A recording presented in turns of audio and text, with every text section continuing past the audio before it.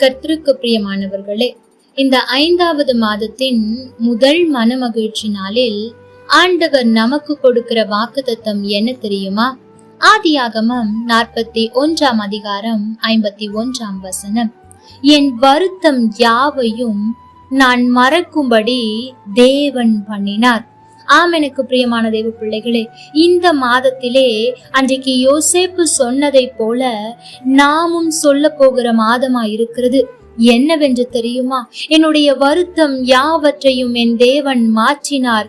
அது மாத்திரமல்ல, அதை மறந்து போகும்படியாய் அநேக நன்மையான காரியங்களையும் நகைக்க பண்ணுகிற காரியங்களையும் என்னுடைய வாழ்க்கையில் செய்தார் என்று இந்த மாதத்தில் நாம் சொல்லும்படியாய் ஆண்டவர் வைக்க போகிறார்.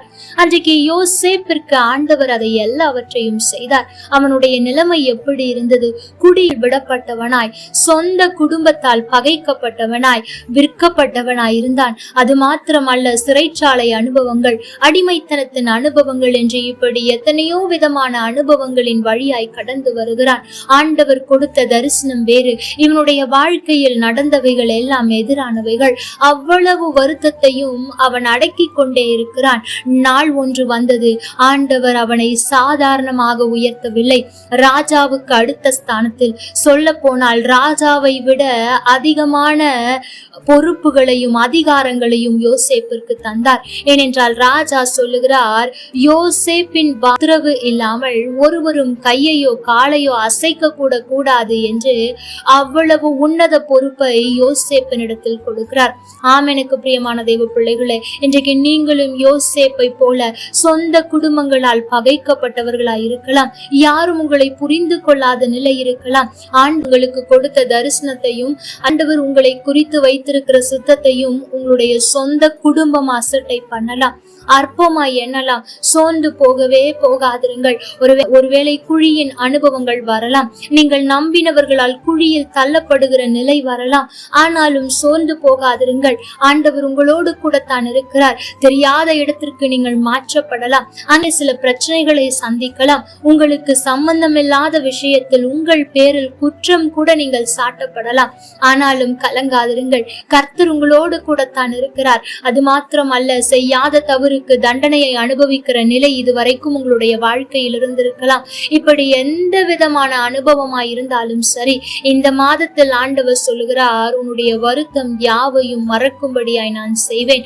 நீ சொல்லுவாய், என் வருத்தம் யாவையும் நான் மறக்கும்படி தேவன் பண்ணினார் என்று என்று ஆண்டவர் அழகான வாக்குத்தத்தத்தை கொடுக்கிறார். எனக்கு பிரியமான தேவ பிள்ளைகளே, இந்த 4 மாதத்தில் எவ்வளவோ வேதனை, என்னால் சில காரியத்தை மறக்க முடியாமல் வருந்தி கொண்டிருக்கிறேன் என்று இருக்கிறீர்களோ, அல்லது நீங்கள் செய்த சில தவறுகளின் மூலமாய் உங்களுடைய இருதயம் உங்களை பாதித்து வருந்தி கொண்டிருக்கிறதோ, சோர்ந்து போகாதிருங்கள். நீங்கள் செய்ய வேண்டியது என்ன தெரியுமா?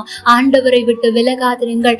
ஆண்டவர் உங்களுக்கு என்ன தரிசனத்தை கொடுத்தாரோ அதை நோக்கி ஓடுவதற்கு மாத்திரம் உங்களை அர்ப்பணியுங்கள். யார் குற்றம் சாட்டினாலும் கர்த்தர் எனக்கு கொடுத்த தரிசனத்தை, ஊழியத்தை நிறைவேற்றுவார் என்பது நம்பிக்கையில் உறுதியாயிருங்கள். நிச்சயம் ஆண்டவர் உங்களை உயர்த்துவார், அநேக பொறுப்புகளை கொடுப்பார். எல்லாவற்றுக்கும் மேலாக உங்களுடைய வருத்தம் யாவையும் மறக்கும்படியாய் ஆண்டவர் அநேக நன்மையான காரியங்களை இந்த மாதத்தில் செய்ய போகிறார். விசுவாசத்தோடு ஆமேன் என்று சொல்லி, ஆண்டவரே, என் வருத்தம் யாவையும் மாற்றும்படியான அநேக நன்மைகளை கொடுக்க போகிறீரே, நன்றி என்று சொல்லுங்கள்.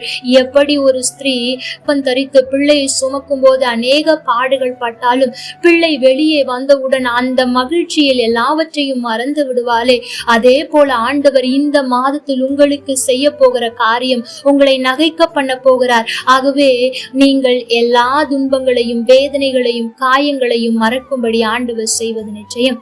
கர்த்தர் தாமே இந்த மாதத்தில் இந்த வார்த்தையை அப்படியே நிறைவேற்றுவார். ஒவ்வொரு நாளும் அறிக்கை செய்து அதனுடைய பலனை உங்களுடைய வாழ்க்கையில் அனுபவியுங்கள். கர்த்தர் தாமே உங்களோடு கூட இருந்து உங்களை ஆசீர்வதிப்பாராக. ஆமென். லைக் பண்ணுங்க, ஷேர் பண்ணுங்க, கமெண்ட் பண்ணுங்க.